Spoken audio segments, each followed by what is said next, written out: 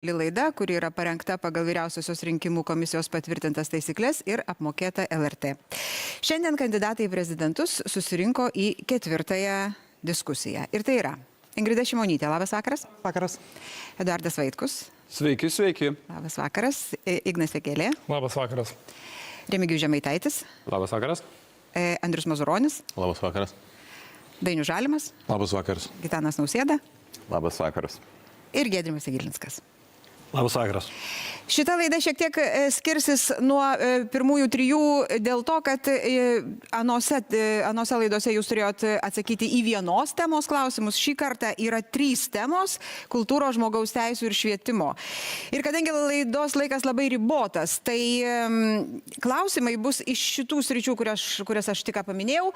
Tačiau principas tų klausimų sudarimo buvo, tai bus jie sudaryti pagal principą visuomenę kiršinantis, priešinantis ir skaldantis klausimai.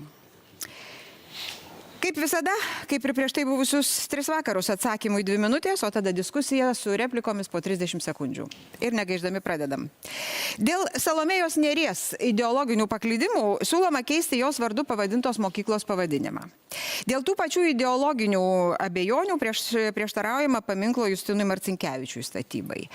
Tas pats yra ir su Antanu Venclova dėl jo nuopelnų, kabutėse turiu galvoje, sovietiniai sistemai, nepaisant, kad jo sūnus Tomas Venclova savo gyvenimą įrodė absoliučiai esas priešingoje stovykloje, bet yra girdėti siūlymai, kad Venclovų namus muziejų reikia uždaryti. Dėl tos pačios priežasties ir Petro Cvirkos paminklas yra nukeltas. Tai dabar mano klausimas. Kas jums yra istorinė atmintis? Kas yra svarbiau? Menininko kūryba ar jo praeities politiniai įsitikinimai? Ar reikia už jo ar artimųjų praeities paklydimus atmesti ir jo kūrybą? Pone Nausėda. Geras klausimas. Manau, kad turime nusistatyti teisingą santykį su istorija. Ir istorija yra visos mūsų tautos istorija. Mes išgyvenome labai skirtingus savo raidos laikotarpius. Ir, nubraukti viską, ką sukuria žmonės kitame istorinėme laikotarpyje, kitame istorinėme kontekste, manau, būtų tikrai neteisinga. Jūsų paminėti asmenys labai skiriasi ir aš tikrai nedėčiau tarp jų lygybės ženklo, kai kurie iš jų vežė Stalino saulę iš Maskvos. Justinas Marcinkevičius to nedarė. Justinas Marcinkevičius atvirkščiai kėlė Lietuvą ir suteikė jai stiprybės tuo metu, kai buvo labai sunku. Ir man yra nepriimtina, kad kai kurie žmonės atsistoja į labai aukštas teisėjų pozicijas, iš 21 amžiaus pozicijų pradeda niekinti tai, ką darė Justinas Marcinkevičius prieš 40 ar 50 metų. O nepamirškime, kad jisai stovėjo ir prie Sąjūdžio ištakų. Taip, kad turime kiekvienu konkrečiu atveju spręsti žmogaus būtinybę pažymėti tą žmogų. Ir turbūt galima ir pratęsti šitą sąrašą. Yra visiškai netoli nuo mano tėvų namų Klaipėdoje Giuliaus Janonio gatvė. Nors ji turėjo labai gražų istorinį dar nuo Memelio laikų žvejonės upelio pavadinimą. Aš manau, kad tokiais atvejais su savivaldybė ir be abejo su istorinėmis atminties institucijomis reikia surasti tą protingą konsensusą ir svarbiausia nenubraukti tikrai talentingų žmonių, kurie prisidėjo prie mūsų kultūros raidos. Pone Jeglinskai. Tikrai, turbūt, iš dalies ir galima sutinku su prezidentu, iš tikrųjų šis klausimas yra absoliučiai ir skaldantis, ir nevienareikšmiškas, bet taip pat turime suprasti, kokia yra rolė ir prezidento. Prezidento institucijos rolė yra vienyti. Tai vėlgi, šis klausimas yra visuomeninis, bet čia turime suprasti, kad kaip prezidentas, aš manau, turime irgi turėti labai aiškę poziciją, kad vėlgi negalim skaldyti, negalime degraduoti žmonių, turime iš tikrųjų vienyti. Ir čia, aš manau, turime, vėlgi, yra atvejai, kai yra labai aiškus įrodymai, kai žmonės kažką yra blogo padarę, tai jų aukštinti tikrai negalima ir turime tikrai daryti viską, kad jų tų lentelių neliktų galbūt, arba jos paaiškinimus surašyti. Yra variantų, kaip tai padaryti. Bet vėlgi yra atveju, kai iš tikrųjų mes matome, kas dabar matome, kad kartais sudaromas įvairios komisijos ir politiškai bandoma pateikti vienaip ar kitaip vienų asmenų pasiekimus ar nuopolius. Tai tas irgi yra nepriimtina. Ir manau, kad prezidento institucijos vaidmuo yra labai, labai aiškus. Vienyti. Ir jeigu visuomenė beje yra nepasirengusi kol kas priimti tų sprendimų tarkim, dėl memorialo, dėl kažkokio tai paminklo. Matėme apklausas dėl Marcinkevičiaus paminklo, yra vos neskyla visuomeniai trečdalius, reiškia, vieni nepritarė, kiti pritarė, o kiti sako, kad galbūt iš tikrųjų verta atidėti ateities kartom. Tai jeigu mes kaip visuomenė iš tikrųjų nesame pasirengę priimti to sprendimo ir beje turime ypatingai didžiulės grėsmės už mūsų sienos ir kad įveikti tas grėsmės mes turime turėti iš tikrųjų vieningą, atsparę, stiprią visuomenę, tai tikrai nebijokime nukelto sprendimo į ateitį, jeigu esame nepasirengę. Tai kas yra svarbiau, menininko kūryba ir jo įsitikinimai? Pagal ką spręsti? Tai viskas yra svarbu, bet reikia balansuotai žiūrėti. Gerai, toliau, ponia Šimonytė, jums, aš tik pakartosiu klausimą. Kas jums yra istorinė atmintis? Kas yra svarbiau, menininko kūryba ar jo praeities politiniai įsitikinimai? Ar reikia už jo ar jo artimųjų praeities paklydimus atmesti ir jo kūrybą? Man atrodo, kad pats klausimas galbūt nėra iki galo korektiškas, nes kūryba yra kūryba. Ir kūrybą matyti reikia ir vertinti kaip kūrybą. Ir tai nereiškia, kad jeigu žmonės yra gyvenime padarę sprendimų, dėl kurių mes abejojame šiandien, tai dėl to kažkaip reikia uždrausti knygas arba neleisti susipažinti su kūryba. Bet kūrybos pažinimas ir žmogaus heroizavimas yra truputėlį turbūt skirtingi dalykai, ne? Ir matyt, kad kas yra svarbu, kad tie žmonės, kurie skaito kūrybą, tie žmonės, kurie domisi, tie žmonės, kurie mokykloje mokosi, kad jie vis dėlto turėtų galimybę žinoti informaciją, kurios anksčiau galbūt ir nežinojo, nes toje mokykloje, kurioje aš mokiausi ir tą kūrybą mokiausi literatūros kurse, pavyzdžiui, tai man daugelis faktų nebuvo prieinami. Juos yra svarbu žinoti, todėl kad tai taip pat leidžia pažinti ir kontekstą, kuriame kūrėjas dirba. Tai visada kažkaip matyti tokius dalykus vertinti yra, paprasčiau arba galbūt lengviau iš ilgesnės laiko perspektyvos. Dėl to galbūt, kai mes kalbame apie dabartinius kažkokius neseniai veikusius žmonės, tą patį Justiną Marcinkevičių, mano nuomonė vis dėlto turbūt, kad reikėtų, jeigu negalim sutarti, tai palikti tą klausimą spręsti vaikams ir anūkams, kurie galbūt galės sutarti ir tą sprendimą priimti. Ir tai, tiesą sakant, galioja ne tik kūrėjui, tai galioja ir kitom istoriniam asmenybėm. Tarkim, mes neturim bėgti nuo savo istorijos ir tos, kuri buvo nepatogi. Tarkim, ir kalbant apie holokaustą ir apie kitas mūsų istorinės tragedijas. Tai man atrodo svarbiausia yra, kad žmonės žinotų viską apie asmenybę, ne tik tai tą kūrybišką, tokią, sakytum, vieną tik tai žmogaus dalį, vieną istorijos dalį, bet žinotų ir tai, kad, tarkim, žmonės kolaboravo su vienais ar kitais režimais ir yra padarę gyvenime pasirinkimus, kurie kainavo tautai labai brangiai. Pone Vaitkau. Aš sakyčiau, kad desovietizacija tapo kultūros, politikos ir istorijos perrašymo, naikinimo, klastojimo įrankių. Desovietizacija. Ir pseudo desovietizacijos absurdą ir parodo ir Cvirkos, ir Salomėjos Nėries draudimai. Klausimas yra tame, ar mes prieisime iki Ukrainos lygio, Ukrainos, iki kurios mes siekiame daugelis ryčių. Jie yra mums pavyzdys iki Ukrainos lygio, kai Michailas Bulgakovas yra paskelbtas priešu. Nes jis kaltas, jisai buvo rusakalbis ukrainietis, jis rašė rusų kalbą. O problema turbūt tokia, kad šuns širdies Šarikovai šiuo metu bujoja Ukrainoje ir jie turi tokią galią uždrausti Michailą Bulgakovą. Mes turime Lietuvoje režisierių Tuminą, kuri Vachtangovo teatro aktoriai mirties metu su ašaromis.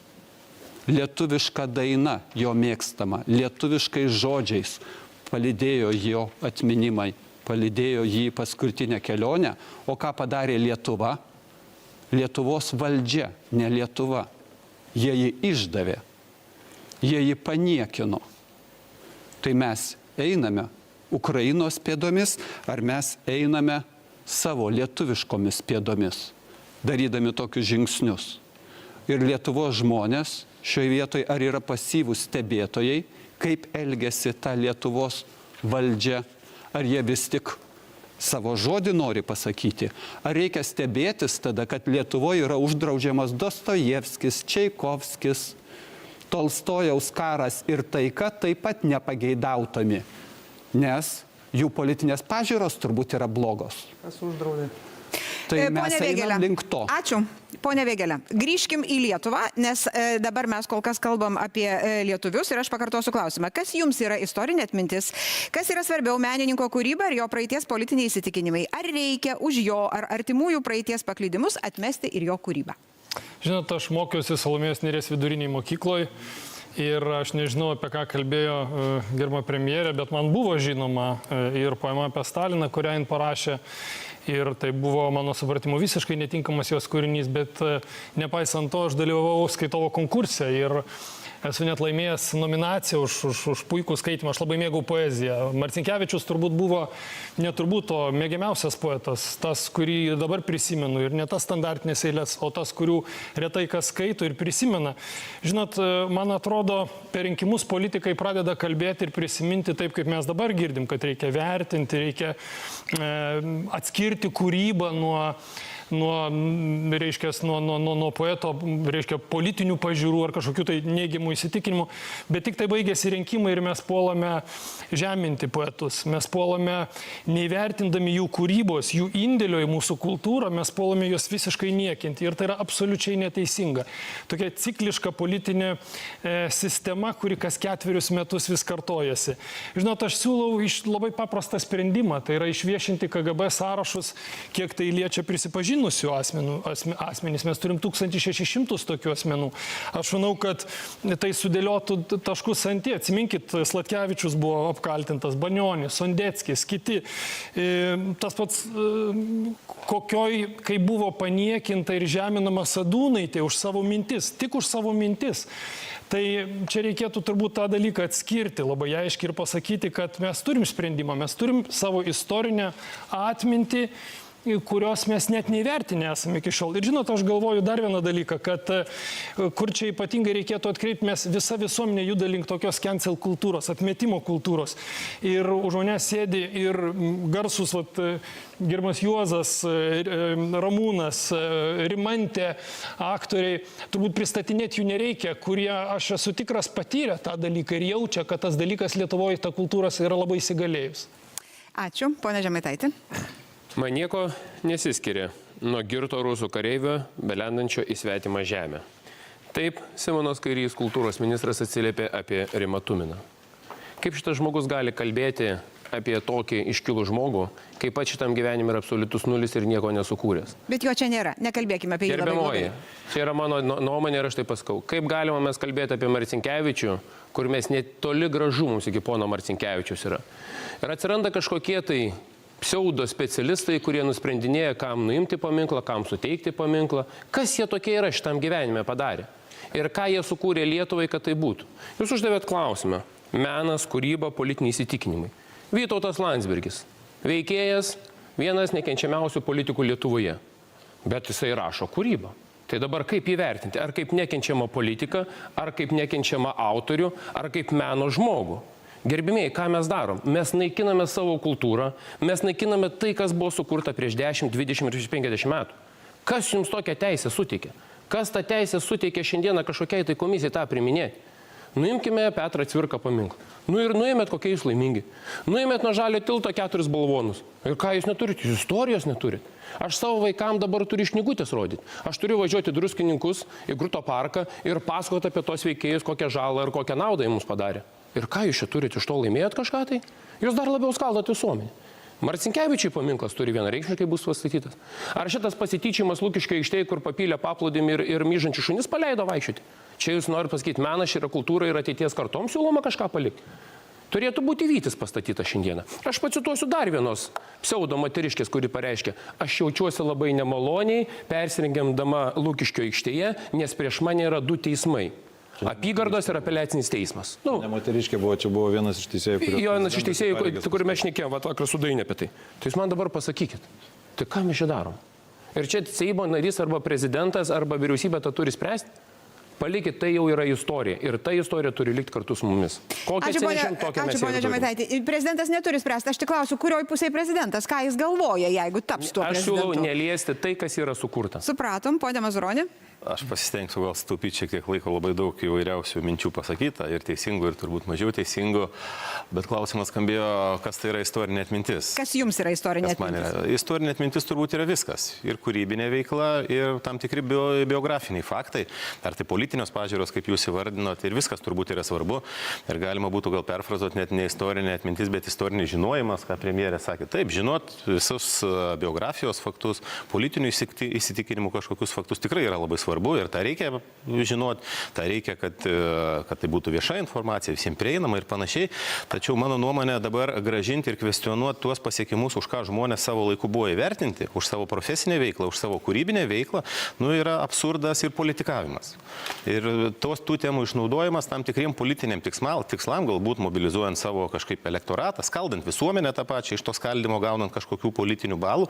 Ir aš asmeniškai taip nedaryčiau. Man atrodo, tokia politika yra negera.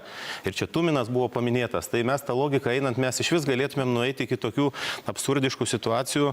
Štai prezidentas nesupyksta, tikrai be kažko pikto. Buvo faktas, kad komunistų partijos narys buvo. Taip? Dabar ką kvestionuot, kad, reiškia, prie Vokietijos brigados ateimo prisidėjo ženkliai ir prie saugumo mūsų užtikrinimo. Absurdas būtų turbūt daryti tokius dalykus. Tiesiog visų žmonių gyvenime vienu ar kitu laikmečiu buvo tam tikrų aplinkybių, turbūt dėl objektyvių priežasčių, kurių nebuvo galima apeiti. Ir dabar prie jų grįžti, kažkaip jas iškėlus kvestionuoti profesinius pasiekimus, tuos pasiekimus, už kuriuos žmonės buvo įvertinti. Kūryba ypatingai jautrus dalykas šitoje srityje yra. Aš būčiau šalininkas labai atsargios pozicijos, ėjimo ta linkme. Man tai kvepia tam tikrą cenzūrą, politinę cenzūrą, ko daryti aš šiaip nemėgstu. Aš toks iš principo laisvas žmogus esu. Pone Mazuroni, jums labai pritarė istorikas Egidijus Aleksandravičius. Vienspalvių praeities herojų ir vienareikšmių būdų išlikti tada, kai vieną brutalų okupantą keitė kitas bestija, beveik nebuvo. Be jokios abejonės. Ką jūs norite pasakyti, ponia Žalmai? Turbūt pas save kažkokį. Ačiū. Aš jūsų klausime šiaip įskaitau tokius 3 klausimus. Pirmas dalykas dėl pačios kūrybos vertinimo. Tai čia tikrai turėčiau paneigti, nes ką tik čia buvo pasakyta ir tokia dezinformacija, kad čia kažkas kažką cenzūruoja ir draudžia. Niekas nieko necenzūruoja, niekas nieko nedraudžia. Švietimo sistema ten savaip mokymo programas konstruoja. Tai, nebent yra tokie tekstai, kuriais yra teisinami, nežinau, sovietiniai nusikaltimai. Tai šiaip pagal baudžiamąjį kodeksą turbūt neturėtų būti platinami. Bet šiaip iš principo kūryba yra atskiras dalykas. Dabar jūs antrų tokių subklausimų klausėt dėl artimųjų veiklos. Tai be abejo, čia kūrėjas dėl artimųjų veiklos, niekaip jis negali būti susijęs. Turėjau Venclovų namą muziejų. Kaip su tėvu yra susijęs. Tai tėvo turbūt turėtų būti nuopelnai kabutėse vertinami. Ir trečias dalykas dėl paminklų. Tai iš tiesų istorinę atmintį statant paminklus, aš suvokiu taip, kad kam yra statomi paminklai? Tiems žmonėms, kurie gali būti pavyzdžių, kurių vertybės mums priimtinas. Tai ar išdavystė ir konformizmas yra priimtina šiuolaikiniai Lietuvai ir ne. Tai dėl paminklo aš, aišku, žiūrėčiau šiek tiek kitaip, bet šiaip yra įstatymas. Aš neatsimenu, jis ten labai ilgų pavadinimų, tarkim, desovietizacijos, nors ten toli gražu neapima visos desovietizacijos. Yra speciali komisija. Ji sudaryta ne šiaip iš neišmanėlių, bet iš istorikų, kultūros žmonių. Tai jie ir sprendžia, jie ir siūlo. Ir tai yra visiškai natūralu, kad, aš kaip prezidentas tikrai nematyčiau priežasties ginčytis su ekspertų nuomonė, jeigu jie, pavyzdžiui, pasiūlys pervadinti vieną ar kitą gatvę. Tai aš manau, kad yra sukurtas teisinis mechanizmas, reikia jį tiesiog vykdyti.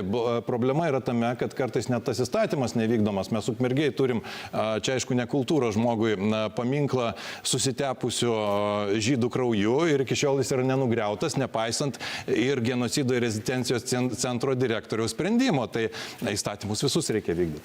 Tai aš taip suprantu, jūs pasikliautumėte specialistais, pats savo nuomonės nekištumėte. Na ką? Taip, bet ir specialistai nesutarė. Tai kągi, dabar pasiginčijam. Teismo sprendimas dar nepateiktas ir jie laukia teismo sprendimo. Tai pas mus teismai yra valdžia. Pone Vaitkau, jūs pirmas kėlėt ranką, prašau. Tai aš manau, kad visa šitą daroma būtent, kad padarytų poveikį jauno žmogaus mąstymui, moksleivio, studento, nes šitas presingas, anas blogas, kažką blogo padarė ir jo visa kūryba bloga, Marcinkevičiausgi kūryba irgi bloga. pasakykim viešai, kad tai buvo pasakyta, netinkama. Bet ne visa. Dėl kai kurių tik tai. Buvo Būkim biedni, bet pasakyta teisingi. taip viešai.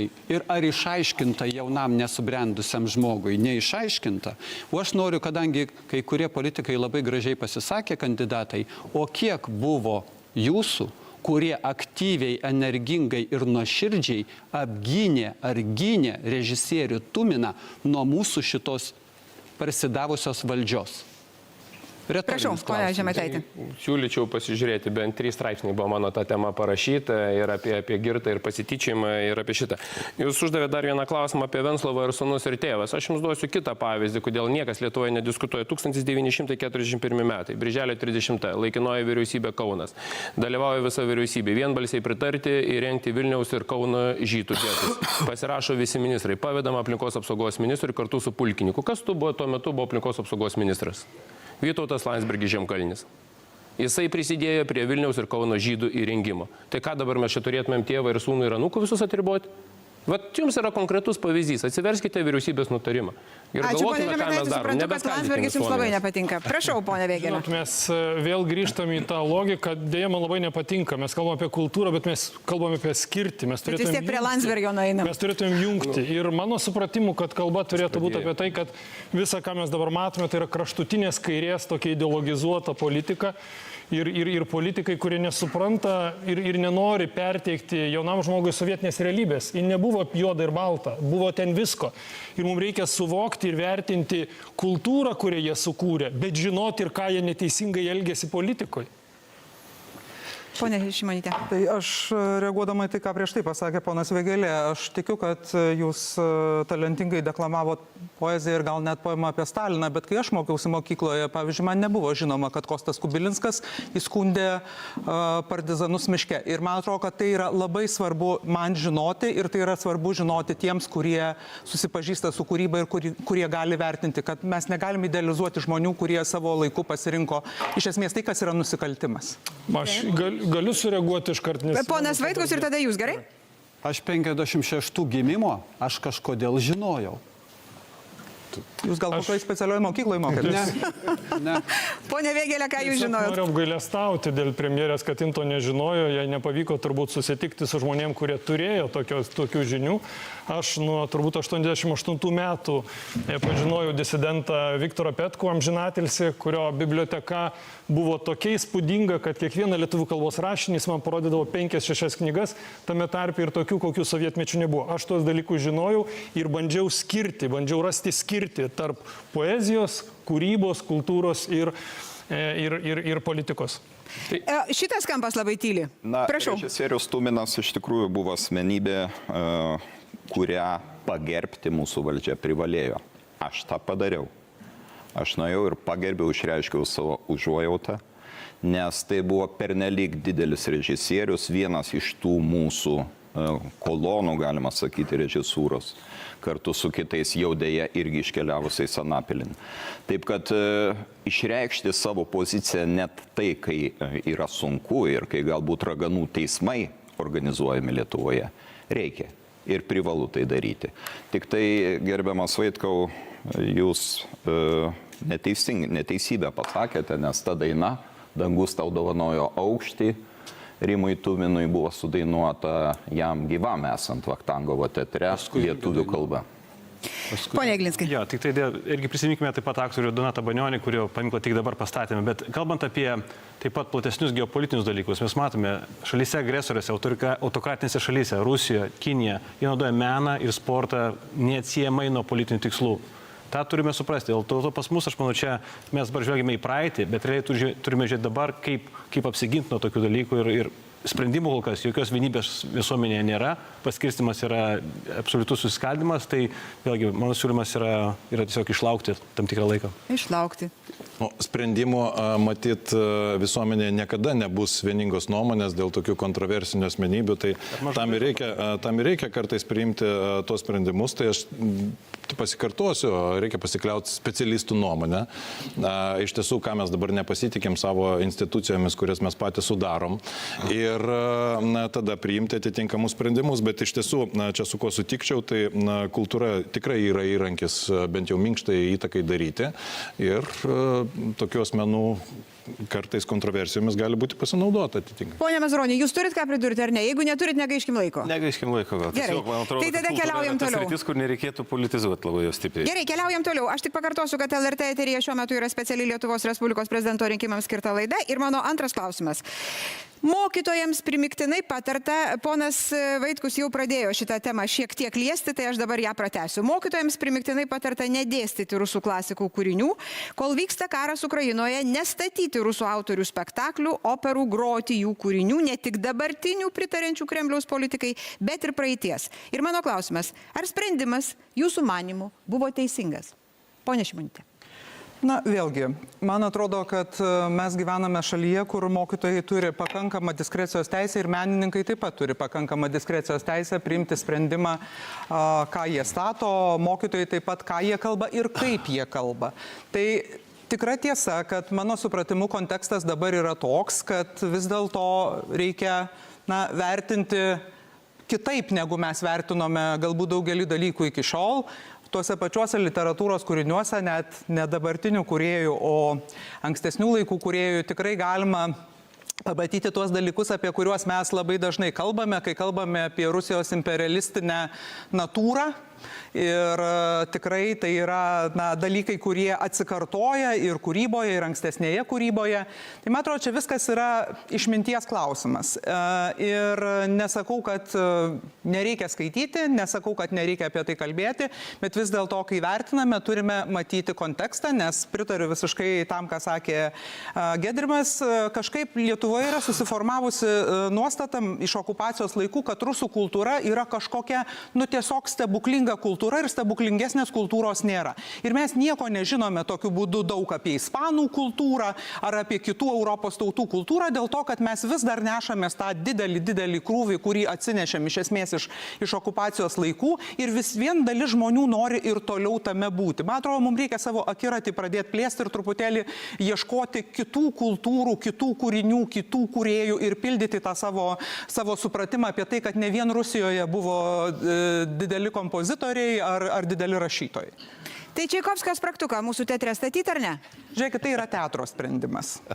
O ką būsima prezidentė galvoja? Prezidentas pradės statyti teatruose spektaklius, manyčiau, kad su demokratija bus ne kažkas. Pone Jeglinskai. Ne, tai sprendimas, sprendimas, tas patarimas koks yra, o gal pagaliau pradėkime pasitikėti mokytojais iš tikrųjų ir įgalinkime juos padaryti tos sprendimus teisingus, įvertinti tą žanrą, literatūrą ar poeziją ar prozą kritiškai ir paaiškinti vaikams, jaunimui tai, apie ką tai yra. Bet čia irgi sutikčiau su, paminėjo mane, aš paminėsiu Ingridą, kad iš tikrųjų literatūra yra pasaulinė. Yra Afrika, yra Pietų Amerika, yra Amerika. Tai kodėl mes turime vien tik tai apsiriboti tokią daugumos, kad čia tik tai rusų klasika yra labai svarbi dalis mūsų švietimo sistemos. Neturėtų tai būti.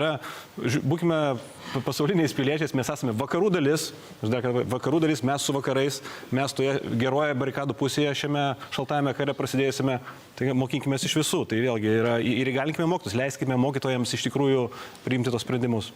Tai Dostojevskį dėstyti mokyklose ar ne? Jeigu tinka prie kažkokios temos, kas bandoma išspręsti, kažkokią dilemą, ką iš to norima išmokti, tai be abejo, jeigu mokytojas gali pasirinkti, tegu dėsto, bet aš manau, kad mokytojas gali rasti kitų, turbūt knygų lygiai tą pačią tematiką, kur galėtų lygiai pat panaudoti vietoj Dostojevskio, bet čia mokytojo sprendimas.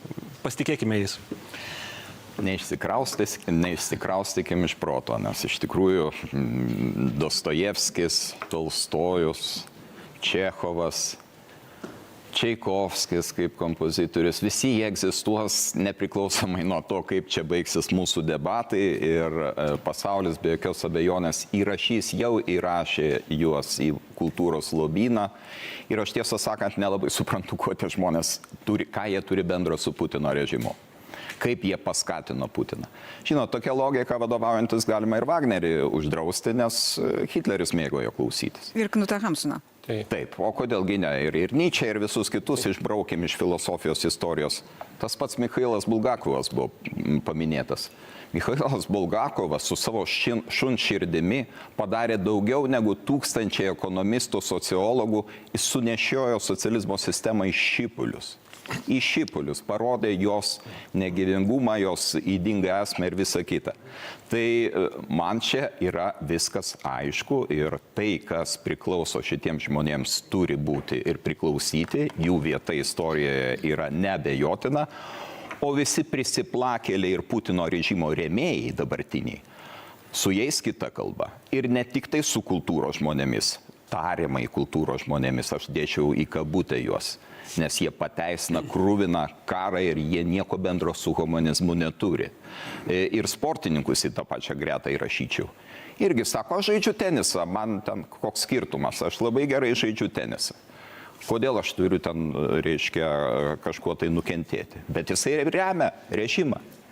Tai turime šitoj vietoj labai aiškiai atskirti tai, kas yra praeitis, kultūra ir kultūros lobynas ir šitie visi konjunktūriniai veikėjai šiandieniniai, kurie atvirai arba užslėptomis formomis tarnauja Putino režimui. Pone Mazuroni, sutaupėt tenai. Labai pritariu, iš tiesų, ką prezidentas sakė ir iš tikrųjų mano pozicija yra labai panaši. Man atrodo, tas karas Ukrainoje mums daug teigiamų dalykų atvėrė mūsų mąstymę, bet ir daug tokių absurdiškų labai dalykų kartais, arba veda mus labai absurdiškais keliais. Kaip kad, pavyzdžiui, tas klausimas, kurį jūs paklausėte, rusų klasikų kūrinių dėstymas mokyklose, arba rusų kalbos aplamai dėstymas kaip po tokios. Aš nežinau, man absurdiškai kvepia absurdu tiesiog vien siūlymai, vien diskusijos ta tema. Aš sutinku, ką sakė prezidentas, kad ten tie dabartiniai estrados atlikėjai, kur, jie nėra jokie menininkai, jie yra Rusijos, to hibridinio karo dalis, tos minkštosios galios panaudojimo už savo teritorijos ribų dalis ir viskas ten su jais aišku ir čia turbūt nekvestionuojam. Bet kai mes pradedam savo diskusijas tokiais klausimais, kaip kad dabar diskutuojam, Rusijos klasikos kūrinių uždraudimu ir panašiai, žiūrėkit, ar jums netrodo, kad mes einam labai panašių kelių? Mes tą minkštąją galę naudojam, irgi tokiais metodais, kur, kvaila būtų ją naudoti. Ką tas Puškinas ten prisidėjo prie to, ką Putinas dabar daro Ukrainoje ir kodėl ten jį bausti? Ar ten, karas ir taika kūrinys? Studijavau mokykloje, mokiausi, kas ten yra blogo? Kodėl juos reikėtų uždrausti? Absurdiškas mąstymas, lygiai taip pat kaip tų kalbų ribojimas ar uždraudimas. Žiūrėkit, tai mes tą logiką nuėję, aš vokiečių kalbą prieš 4 metus pradėjau mokytis. Tai dabar pirmo, antro pasaulinio karo iniciatoriai vokiečiai buvo. Tai vokiečių kalbą gal uždrauskim. Uždrauskim vokiečių kalbą kažkokius kūrinius. Mes kartais iš tokių, kaip sakyti, teigiamų ir gerų dalykų, einam visiškai tokiais, mano nuomonė, absurdiškais keliais ir aš nebūčiau šalininkas ėjimo to keliu. Vis tik kažkurioje vietoje kažkas turi pasakyti stop ir įjungti sveiką protą. Kodėl jūs jo neįjungėt, kai viskas buvo atšaukinėjama ir nuimėjami tie spektakliai, nes jų mūsų teatruose nebeliko? Aš visada, kaip pasisakiau dabar, aš visada visose laidose, kur manęs kas klausia, aš visada šnekėjau ir šitą poziciją dėsčiau. Niekas neišgirdo, vadinasi. Išgirdo tiek, kiek pavyko išgirsti. Aš sprendimus ne aš vienas priiminėjau. Aš ir Seimo posėdžių salėje beje tą patį sakiau. Klausykit, atskirti. Gerai, ačiū, supratom. Duokim ponų Žalimui. Ačiū labai. Iš tiesų, jūsų klausime turbūt ir yra atsakymas. Tai yra patarimas arba rekomendacija. Tai kiekvienas patarimas ar rekomendacija turi būti vykdomas protingai. Ir čia yra turbūt svarbiausia. Bet šiaip tai nematyti to, kad nuo oficialios Rusijos valdžios iki rusų ortodoksų bažnyčios oficialiai skelbiamos koncepcijos, kad rusų kalba ir kultūra, jos klaida turi būti panaudojama kaip įrankis tam tikrom šalims išlaikyti savo įtakoje. Tai aš manau, kad čia tik tai aklas gali to nematyti. Ir iš tiesų tas yra oficialiai deklaruojama, tokia politika vykdoma. Tai reikia, aišku, kiekvieną kūrinį matyti ir autorių žiūrėti atskirai, bet matyti ir šitą. Ir tada visiškai logiška, kad tokios rekomendacijos gimsta. Ir visiškai logiška, kodėl būtinai karas ir taika.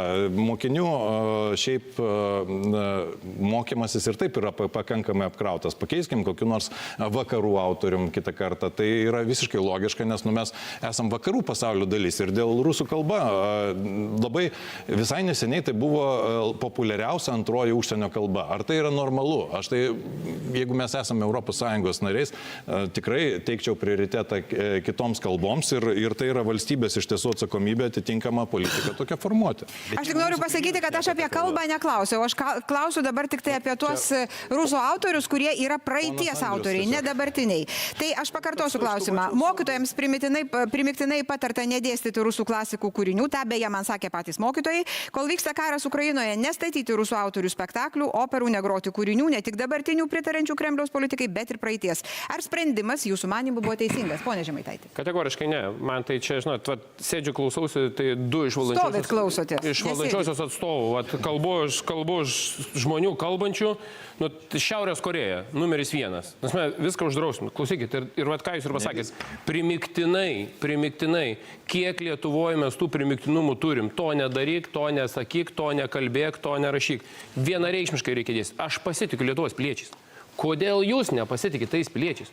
Kodėl jūs juos bijote ir jūs galvojate, kad tie piliečiai nebus įsilavinę? Kodėl jūs juos laikot kvailiais?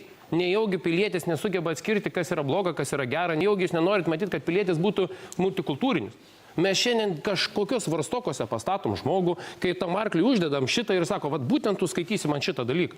Kolegos, aš sakau, pritariu Andriui, mes diskutuojam dalykų, ko mes net neturim teisės, jos netgi diskutuoti. Ką mes padarėm tokio, ką mes sukūrėm tokio, kad būtų kažkas palikta po mūsų. Mes esam galų gale politikai ir mes dabar menininkus išimėm, teatro nedaryk, spektaklio nedaryk, nedėstyk, nemokyk, vaiko nedaryk. Tiesiog, aš dar kartą pasitikėkite tais mūsų vaikais, mūsų žmonėmis. Dabar premjerė atsakymas. Yra Ispanija. Jūs keliaukite tą Ispaniją. Nuvažiuokit. Aš ten būnu, gyvenu, nuvažiuokit.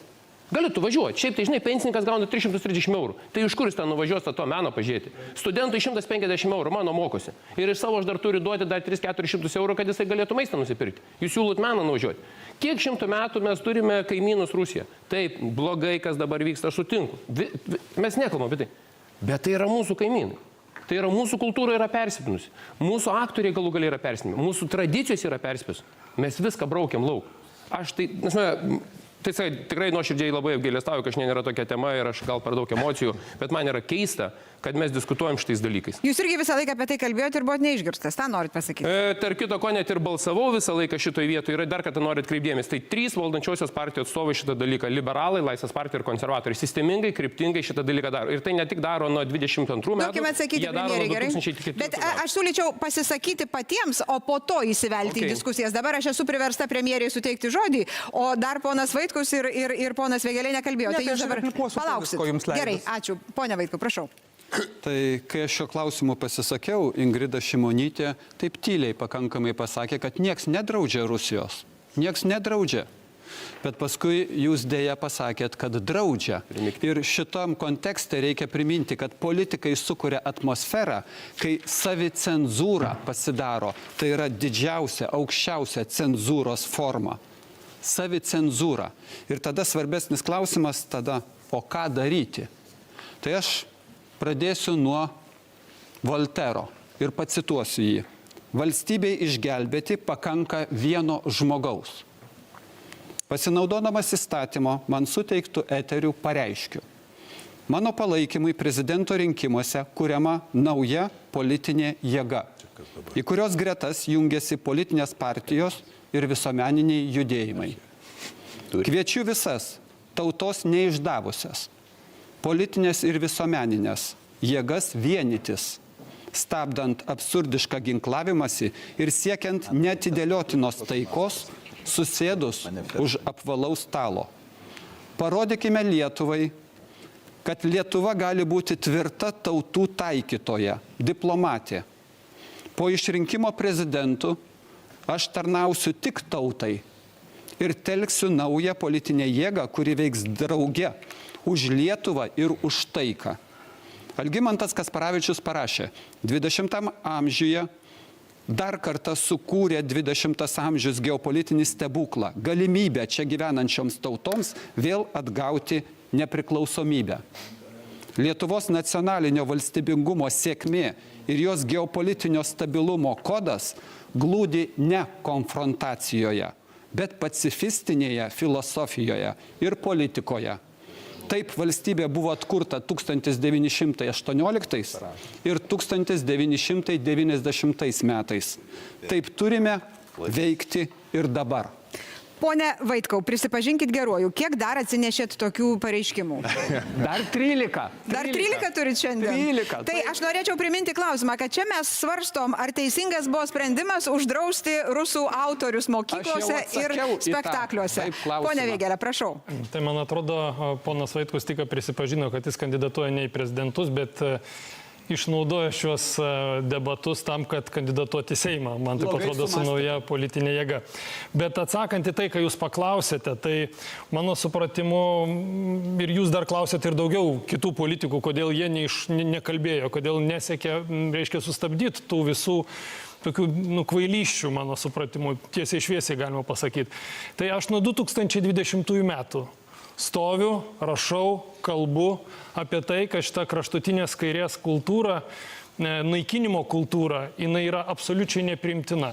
Jinai greuna, bet nestato. Yra labai lengva sugriauti, yra sunku pastatyti.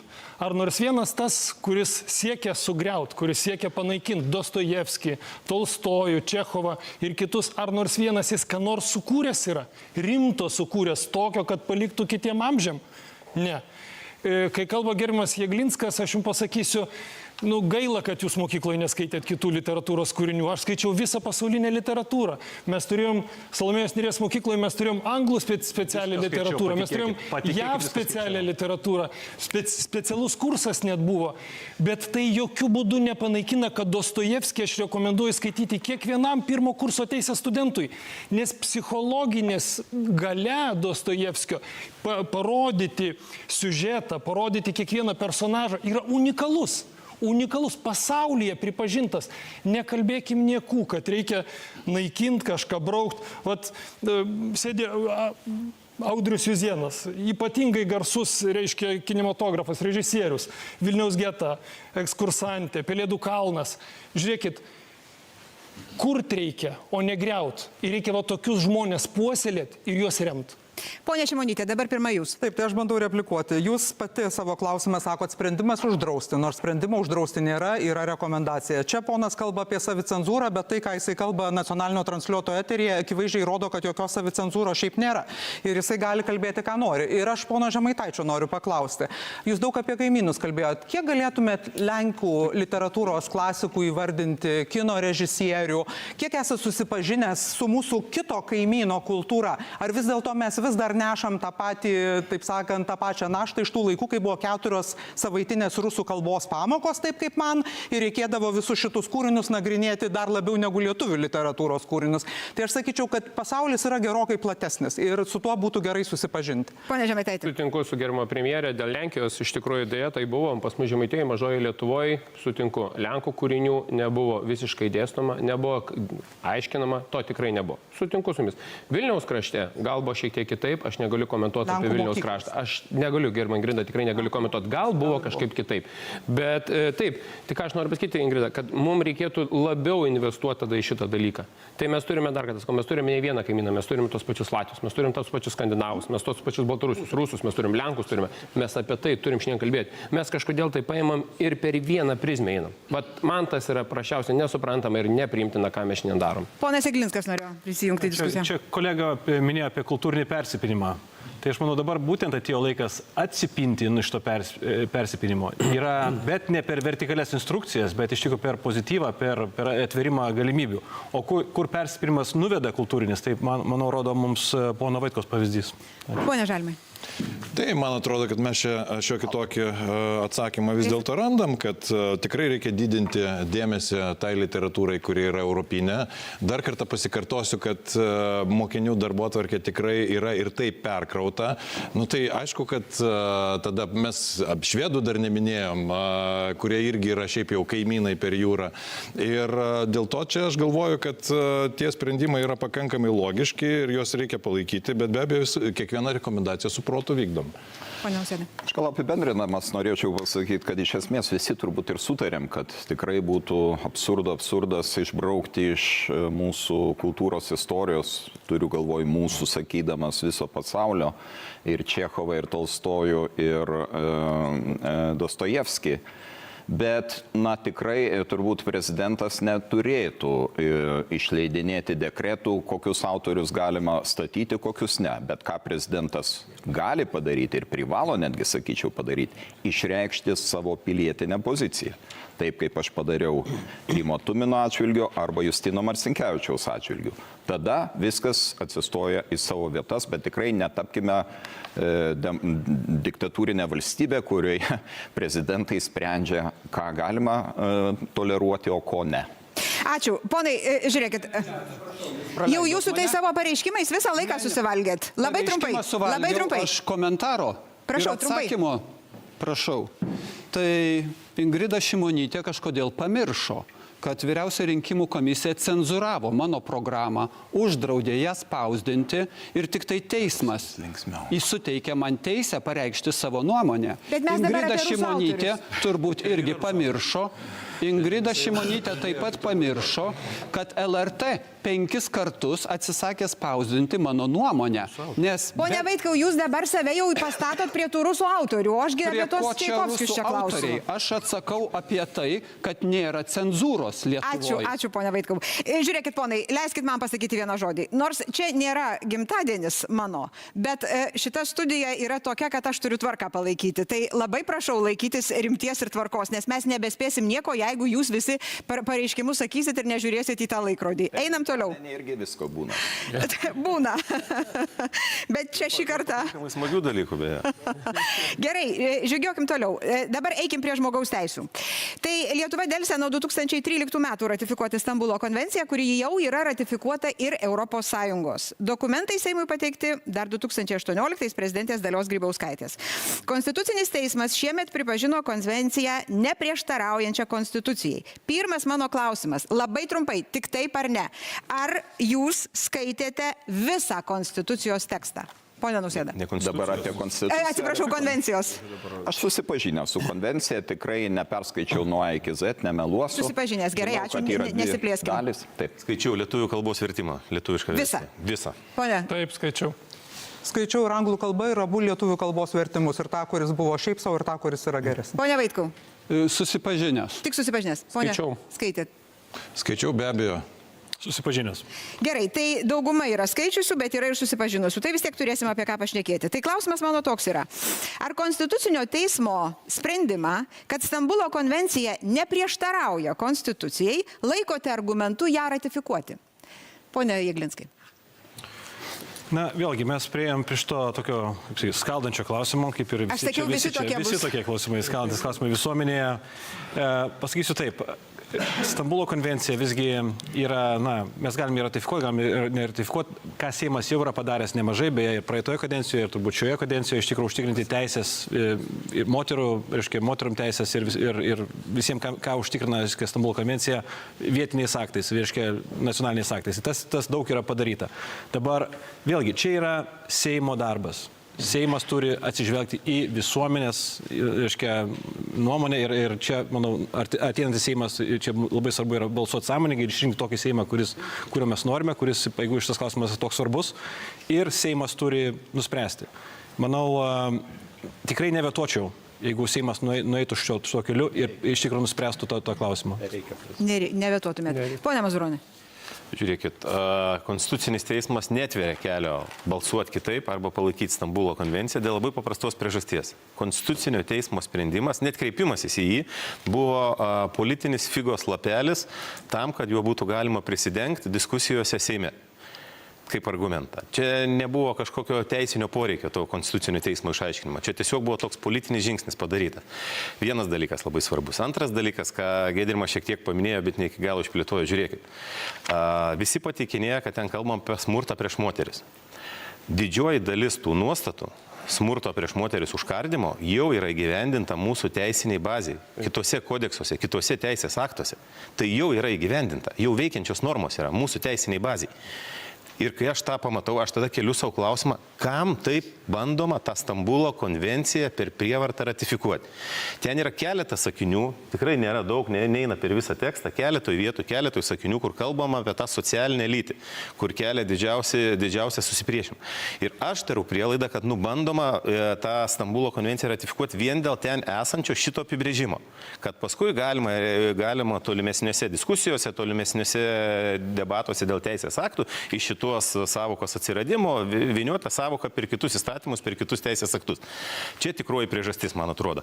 Ir jeigu mane kas nors įtikins, kad yra kokia nors nuostata, atsiprašau, kurios negalima įgyvendinti dabar galiojančiose teisės aktuose, aš galbūt pasisakysiu kitaip. Bet aš tokių nuostatų nematau. Bet ir beje, didžioji dalis jų jau priimta yra, jau galioja mūsų valstybė. Jau jos galiojančios yra, net nereikia priiminėti. Jos jau yra veikiančios, tos normos. Moteris apsaugančios nuo smurto. Jūs pasakykit, koks teisės aktas leidžia prieš moterį ar pateisina kažkokią formą smurtą.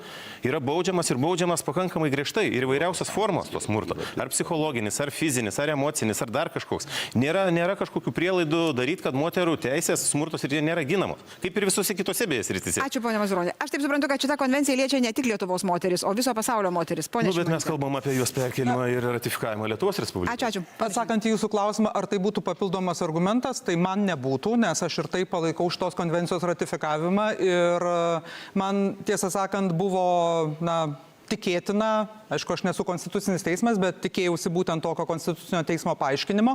Bet ką davė tas paaiškinimas, tai jis, bent jau vieną dalį argumentų, kurie diskusijoje buvo naudojami, nes jeigu jūs įvertinsite diskusijas prieš Stambulo konvenciją, kurios buvo naudojamos, buvo naudojamas argumentas, kad kažkokiu būdu konvencija prieštarauja konstitucijai. Tai nėra geresnio būdo pasitikrinti šito klausimo, kaip pasiklausti konstitucinio teismo, buvo pasiklausti ir konstitucinis teismas gana prognozuojamai pasakė, kad neprieštarauja. Ir dėl to man tai nėra papildomas argumentas, nes aš manau, kad ta konvencija gali būti ratifikuota. Tai, kas čia kalbama apie lytį socialiniu aspektu ir tą baubą, kad kažkaip iš konvencijos atsiras kažkokios lytis, kurių nėra.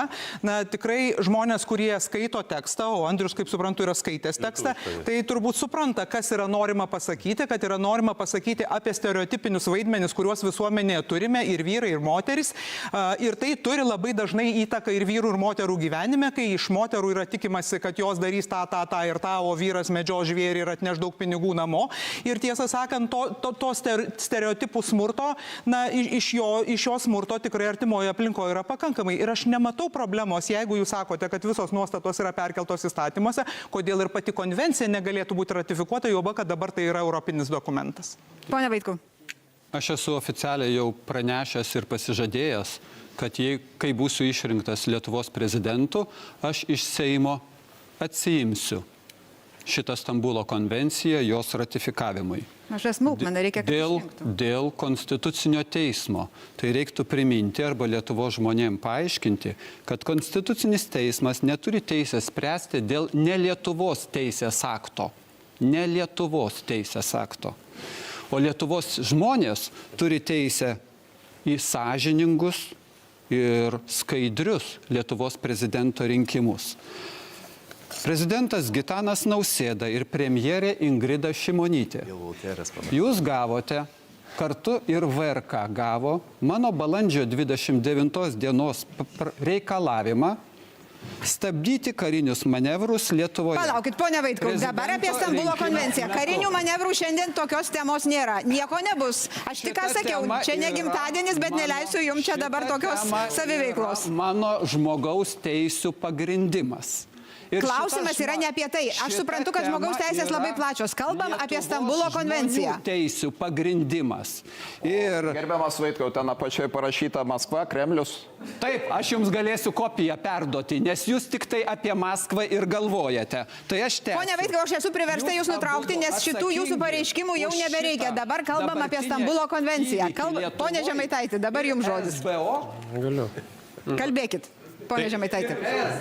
Ne, jums žodis. Apie SBO nereikia. Dabar Stambulo konvencija buvo klausimas. Pone Žemaitaitė, prašau. Jo, žiūrėkit, Aš tikrai jūs nutraukinėsiu, jeigu jūs neatsakinėsite į klausimą. Pone Žemaitaitė. Šiaip tai jo, ačiū. Tai čia yra gal keletą klausimų, kad Stambulo konvencija yra žmogaus teisų alfa ir omega Lietuvoje, jeigu taip mes paimsim, pažiūrėsim. Kitas yra dalykas, Konstitucinis teismas, jis nėra šioje vietoje savo išaiškinimų nėra privalomas. Tai Seimo nariai yra laisvi teisė apsispręsti, jis aiškina, kad neprieštarauja. Kitas yra dalykas, mes esame ES nariai, ES teisė, mes turime ją vienaip ar kitaip persikelti savo vidaus teisę ir esam toj bendryje, kad ir kaip bebūtų kažkam tai keisti. Dabar tiesiog mano bent jau dėl ko aš nepritariau Seime ir aš laikausi tokios pozicijos, kol buvau Seimo nariu, dabar nebesu ir matyti ir prezidentų būdamas aš tokios pačios pozicijos laikysiuos, kad tos problemos, kurios yra kalbama apie Stambulo konvenciją, jau juos dabartiniuose galiojusiuose teisės aktuose yra priimta. Kur yra didžiausia problema, kad neįskiriama, dėl ko reikėtų ją priimti. Tarkime, Konstitucinis sako neprieštarauja, bet neįvardina pagrindų. Dėl šito jūs galite ją priimti ir ratifikuoti. Tai aš vis dėlto tikrai laikausi kitos dabartinės pozicijos, kad Stambulo konvencija neįspręs tos problemos, apie kurią mes čia kalbam. Nes Stambulo konvencija iš tikrųjų sprendžia pačios visuomenės požiūris ir Seime yra akivaizdžiai susiskaldė. Mes turim konservatorių partiją, kurie 12-13 visą laiką balsuoja prieš. Visą laiką. Liberalų sąjūdį mes turime, kur lygiai taip pat 5-6 balsuoja. Sauliaus Skvernelio partija lygiai taip pat 5-6 balsuoja. Buvo Laisvės partija irgi kolegė, kuri išėjo į kitą frakciją, irgi visą laiką balsuodavo prieš. Tai tiesiog supraskite, kad šitoje vietoje sprendimo niekada nebus priimta. Nebus, nežinau, gal po 2 kadencijų. Pone Vėgėlė. Žinot, aš manau, mes šiandien kalbam apie kultūrą. Ir man labai keista girdėti, kai šitoj salėje diskutuodami mes jau elgiamės nepagarbiai. Kaip bebūtų, ar ten mums juokinga dėl vieno ar kito paskelbimo, ar nei temų yra, bet vis tik tai aš nereplikuočiau žmonėm ir visiems rekomenduočiau, elkimės kultūringai. Kiekvienas turi turėti savo nuomonę, išklausykim, ką sako ir nepaisant to, kad mums nepatinka, argumentuokim, kad nepatinka ir judėkim į priekį. Dėl konvencijos. Žinot, tai yra ideologizuota konvencija, akivaizdžiai. Beje, Turkija pati išėjo iš šitos konvencijos, žinot, nepaisant to, kad Stambulo vadinasi. Gerbiamas Jeglinskai, nereikia jos vetuoti, jūs ir negalėtumėte jos vetuoti, jūs galėtumėte vienintelį ką padaryti, tai arba atsiimti, arba ją teikti. Čia konstitucija reikėtų panalizuoti, jums reiškia, ten labai aiškiai yra nustatyta viskas. Kas yra Stambulo konvencija? Stambulo konvencija įveda socialinę lytį. Socialinė lytis, tai vadinama gender, yra paminėta be ne 20 ar 25 kartus, o ta vadinamoji biologinė lytis yra paminėta vienintelį kartą. Realiai, kas vyksta, tai yra pokytis ir į teisę, ir į kultūrą, ir į mūsų bendras tradiciją, ideologiją. Siūloma daryti pokyčių švietime. Konvenciją prižiūrėtų Grevijo, tai yra speciali tarptautinė institucija. Turėtų būti skiriamas švietimui finansavimas papildomas. Ir daug visokių dalykų. Beje, negalima net išimties padaryti dėl tos gender, dėl tos, reiškia, socialinės lyties, kuri ir yra visas pagrindinis kontekstas. Nes visi kiti, moters apsauga nuo smurto Lietuvoje, visi teisės aktai yra. Ir aš tikrai skatinčiau prezidentą atsiimti šitą teikimą ratifikuoti konvenciją. Taip kaip prezidentas pakeitė savo nuomonę apie Europos federalizacijos projektą, visiškai neseniai pranešė apie tai, kad reikėtų to nedaryti. Apie karių siuntimą šiandien girdėjom, kad premjerė siūlė siūsti karius, prezidentas neseniai pasakė, kad nesiūs. Tai aš siūlyčiau ir čia pakeisti nuomonę ir vis tik atsiimti iš Seimo dabar. Ačiū. Ačiū. Taip, dabar jūs galite būtinai. Ponas Vėgėlė negali nemeluoti tiesiog. Arba skundžiasi, arba meluoja. Turbūt trečio kelio nėra.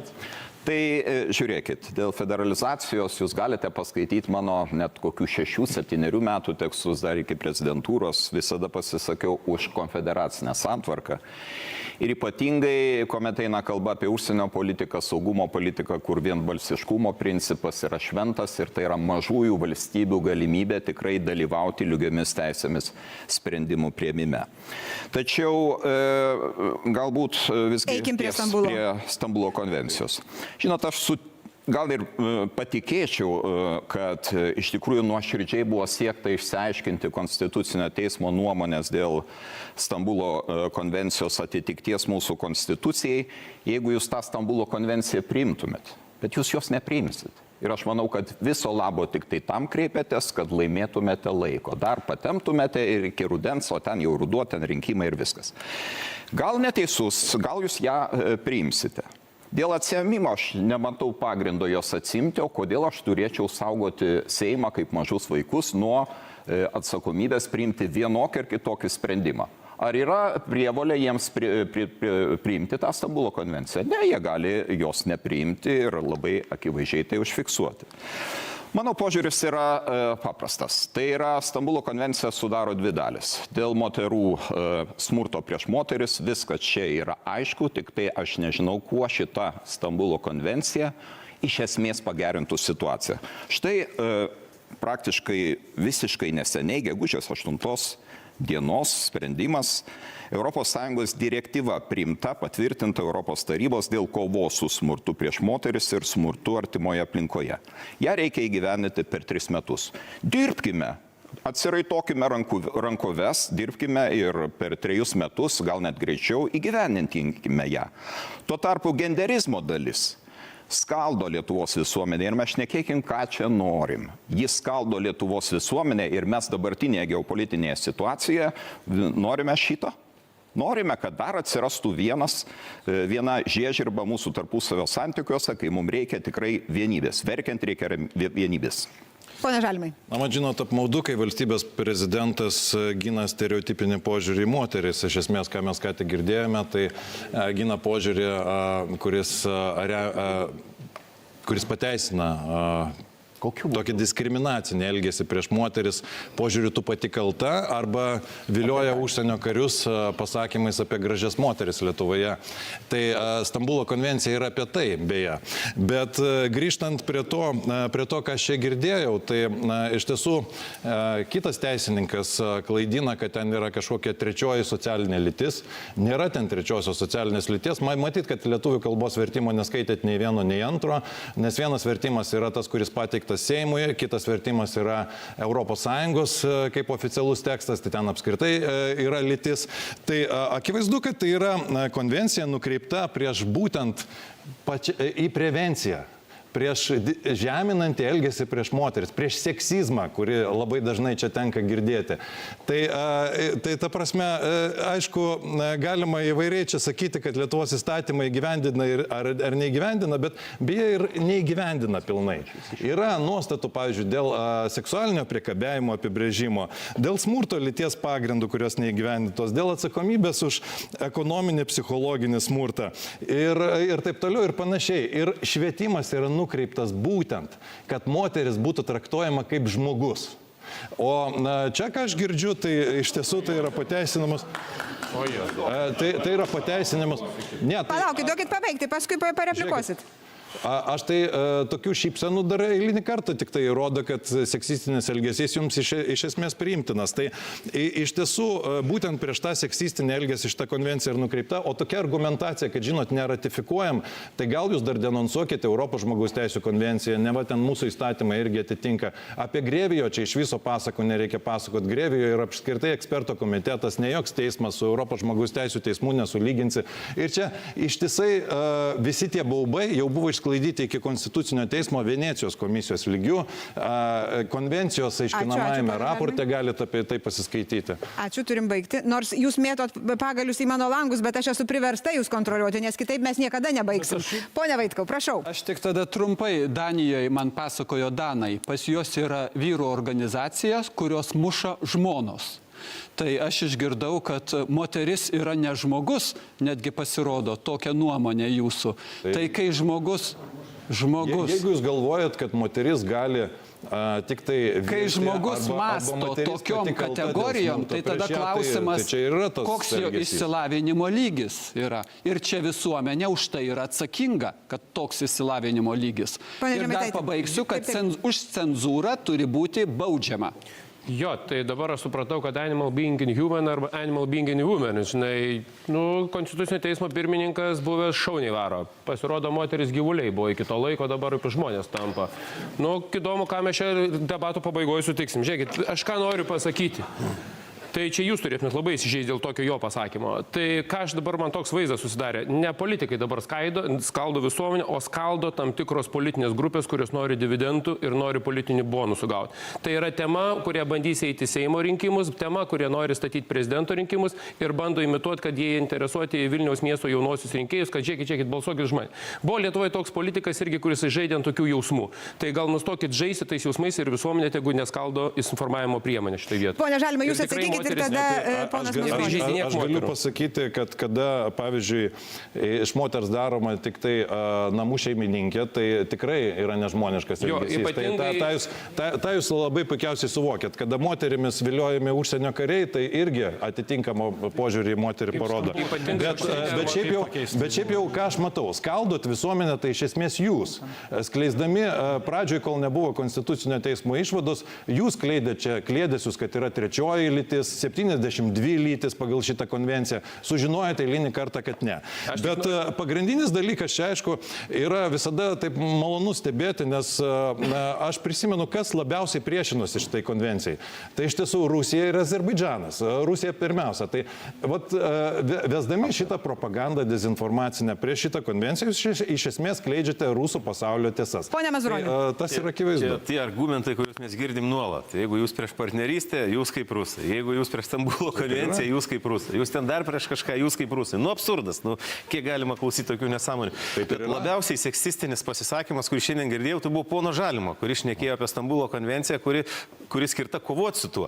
Tai jūs man pasakykit, pono Žalimai, kaip pasikeis Lietuvos moterų, sakykime taip, patirtis ar gyvenimo sąlygos ratifikavus šitą konvenciją?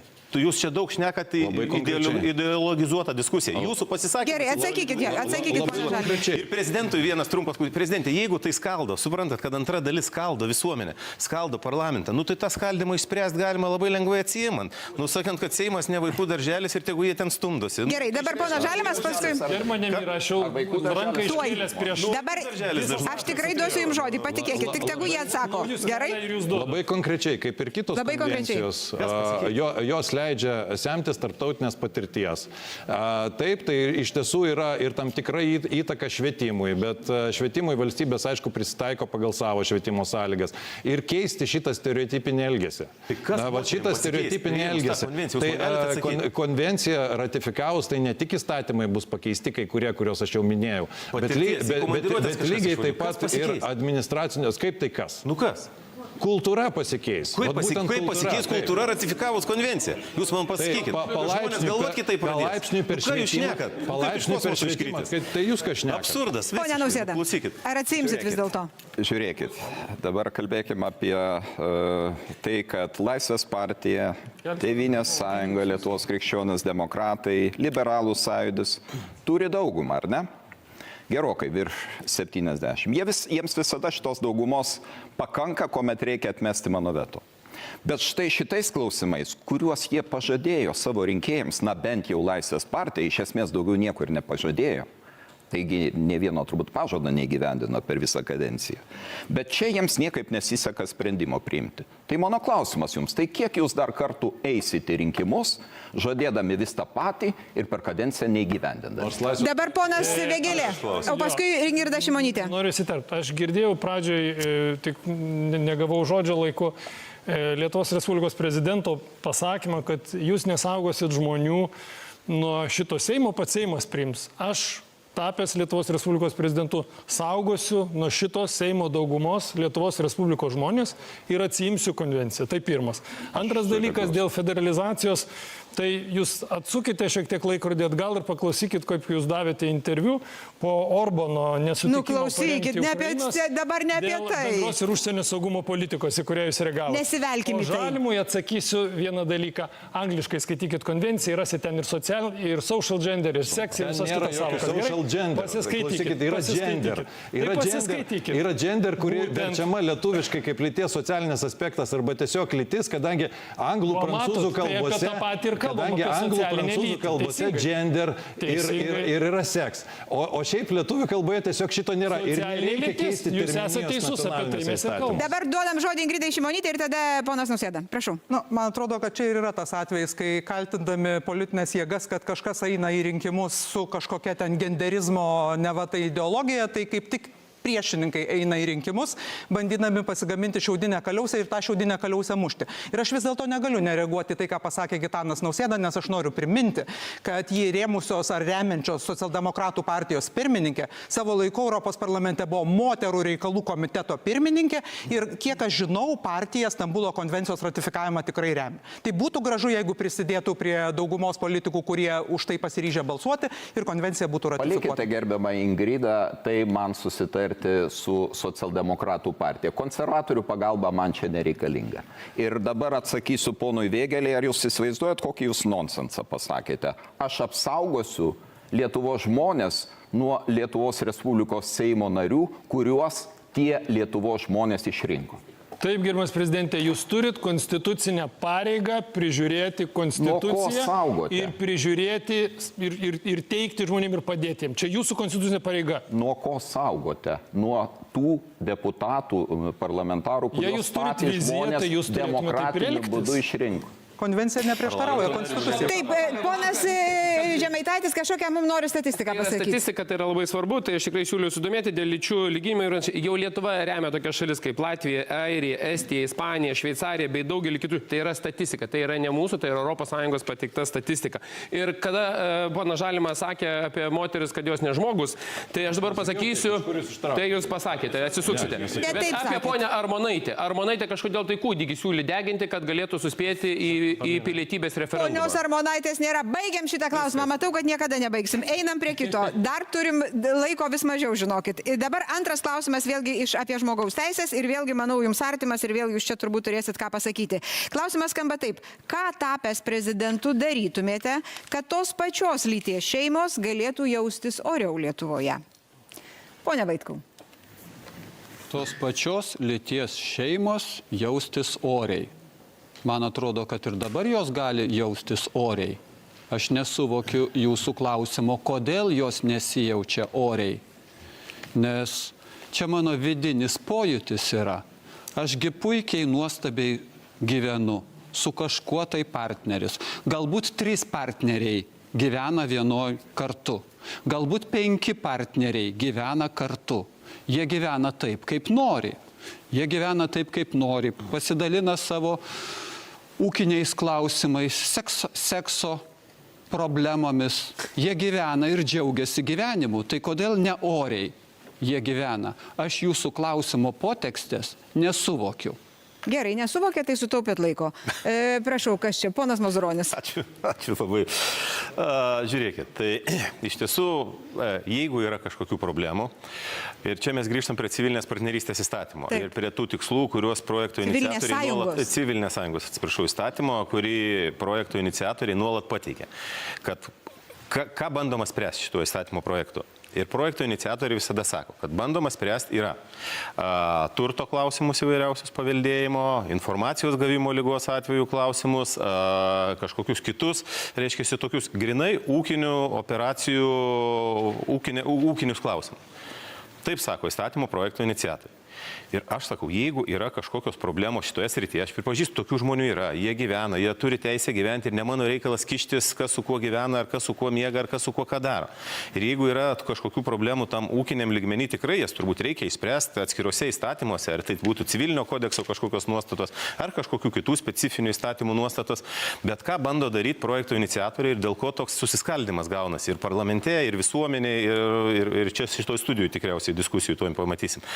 Šituo įstatymo projektu bandoma dviejų tos pačios lyties asmenų bendrą gyvenimą prilyginti, didžiąją dalim išimant labai daug aspektų ir paragrafų, šeimos apibrėžimui ir šeimai. Ir čia prasideda problema. Konstitucijoje yra įvardinta, kas šeima yra. Čia Žalimas vėl to įrieks, kad nėra ten tai parašyta. Ta konstitucija skaito, kas kaip nori, ją aiškina ir panašiai. Bet aš sakau, kad, klausykit, projekto iniciatoriai, jeigu vis tik yra toks tikslas, o panašu, kad toks tikslas yra, jūs eikit civilizuotų kelių ir keiskit konstituciją. jeigu nėra tiek balsų parlamente, reiškia nėra visuomeniai tokios valios. Parlamentas yra atstovaujama institucija. Kaip visuomenė galvoja, tokius parlamentarus ar deputatus, kaip prezidentas sakė, ir išrenka.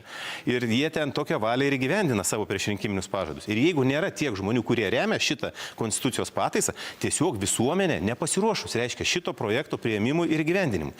Ačiū, ponia Mazuroni. Mes čia nereikalojam, o gražiai savo diskutuojam. Laikas baigėsi jūsų. Bet klausimas mano buvo, aš noriu pakartoti. Ne kodėl tas įstatymas blogas, bet ką tapęs prezidentu darytumėte, kad tos pačios lyties šeimos galėtų jaustis oriau Lietuvoje.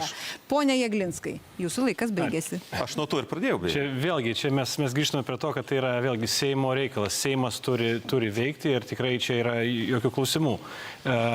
Kiekvieno teisės turi būti užtikrintos. Čia faktas ir jeigu žmogus laiko save, šeimos junginys laiko save šeima, tai yra šeima. Ir einame su to partnerystės įstatymu, kuris yra visiškai 4 metus yra dėlsimas ir nieko nenuėjo. Vėlgi kalbame apie koalicijos galbūt neįgalinimą. Tai vėlgi, čia prezidento vaidmuo yra tikrai nevetoti tokių dalykų, bet išklausyti žmonių, jeigu žmonės nori išsirinka tokį Seimą, kuris priima šį įstatymą, priima pagaliau partnerystės įstatymą, tikrai nemanau, turi teisę vetuoti, o tik palaikyti tokį įstatymą. Tai jūs skatintumėte tokio įstatymo priėmimą? Aš teisingai supratau? Aš tikrai ir skatinčiau ir manau, kad ir nevetuočiau. Ir nevetuotumėte. Pone Nausėda.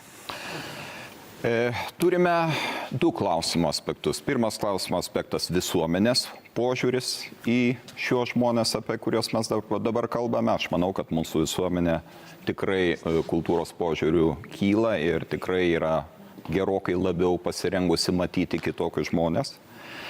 Teisinės aspektas. Na, vėlgi turime labai įdomią situaciją, kuomet tartum visos už tai pasisakančios, už tai, kad būtų sureglamentuoti šių asmenų santykiai politinės jėgos, niekaip negali šito įgyveninti. Eina iš karto 2 keliais ir ne vienu keliu negali įgyveninti. Viena vertus civilinės sąjungos turime įstatymo projektą, kita vertus turime pono Saudargo civilinio kodekso pakeitimo projektą. Abu nėra idealūs. Mano principas yra, kad turime laikytis Lietuvos Respublikos konstitucijos 38 straipsnio ir reglamentuoti žmonių, vienalyčių žmonių gyvenančių partnerystėje ar tiesiog tokią civilinę būklę turinčių santykius, kadangi jie tikrai turi teisę į daugelį dalykų. Paveldėjimas, duomenų apie sveikatos situaciją gavimas. Pagaliau, pavyzdžiui, priimti sprendimą, kuomet žmogus, tavo partneris yra be sąmonės, priimti sprendimą dėl jo sveikatos ir gydymo. Yra daug tikrai rimtų klausimų ir šitie žmonės nusipelno, kad šitie klausimai civilizuotai būtų sprendžiami. Pagaliau informacijos apie sveikatos būklę gavimas. Tai galima padaryti per civilinio kodekso pakeitimus, tačiau pripažįstu, kad pono Saudargo projektas yra netobulas, nes jis iš esmės įteisina tik tai artimo ryšio savoką ir nieko daugiau nepasiūlo. Reiškia, visi šitie klausimai, kuriuos aš išdėsčiau, lieka neišspręsti ir mes tokiu būdu tebe esame tame pačiame taške, kaip ir buvome prieš 4 metus. Nors atrodytų yra tiek daug entuziastingų politikų, kurie žadėjo savo rinkėjams šituos sprendimus padaryti ir šitą problemą išspręsti. Ponai, dar ne replikų metas. Dabar ponia Šimonytė. Na, daug politikų per rinkimus žadėjo daug dalykų, kurių nepadarė, bet pirštais nerodysim. Ir aš vis dėlto norėčiau grįžti prie šito klausimo esmės. Tai labai gudrus toks pakalbėjimas yra, kad čia gal reikia kažką reguliuoti, kažkaip reglamentuoti, kažkaip išspręsti. Yra 2 iš esmės skirtingi požiūriai į tai, kaip vertinti šitą ryšį. Ar kaip šeima, kas tai ir yra, ir pagal Konstitucinio teismo doktriną, ir pagal bet kokį sveiką protą, ar vertinti kaip sandorį, kas yra siūloma Seime, kad tai yra sandoris kažkoks tarp 2 žmonių, toks maždaug kaip akcininkų akcinėje bendrovėje, ir ten kažkokius turtinius dalykus galima tarp jų išspręsti tiesiog einant šiuo keliu. Tai ką aš daryčiau?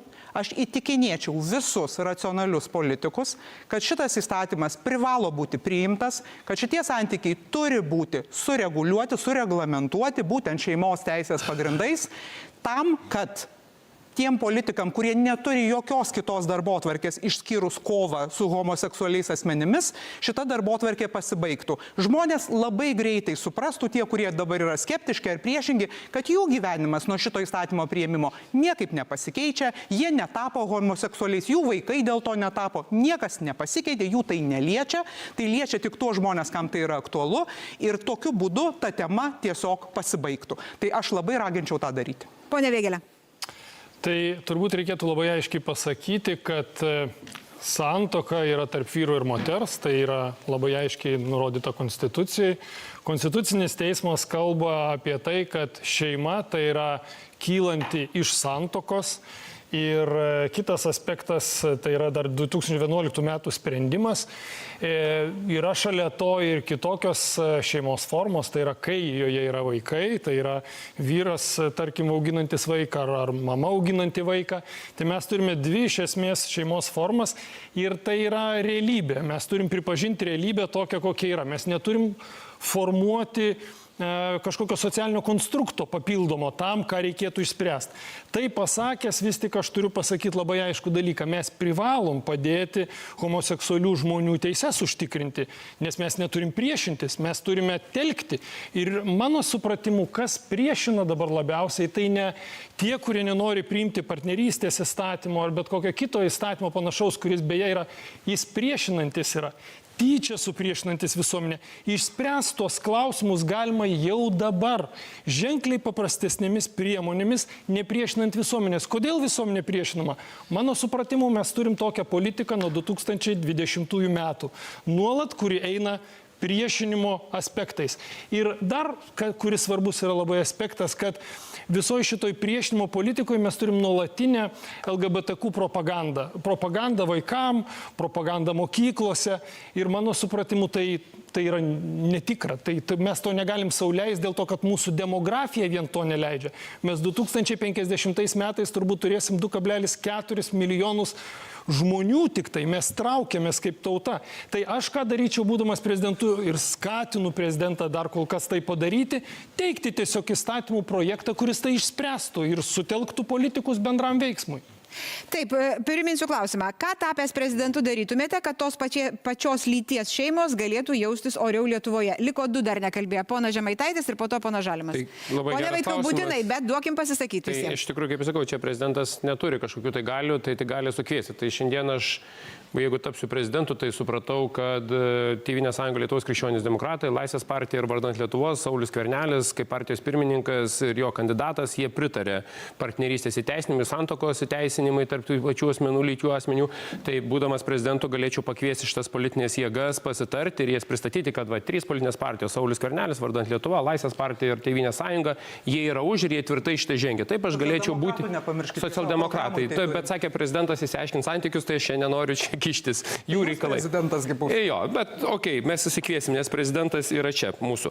Tai dabar žiūrėkit kitas yra. Eurobarometro duomenimis 30% prieš, 30% tik tais palaiko, 60% prieš. Čia prieš 2 metus kažkur buvo tas. Tai ne, anksčiau, dabar yra dar vienas yra padarytas, galėsiu patikinti. Tai mes nesutarėm. Ir kokį modelį mes norim turėti.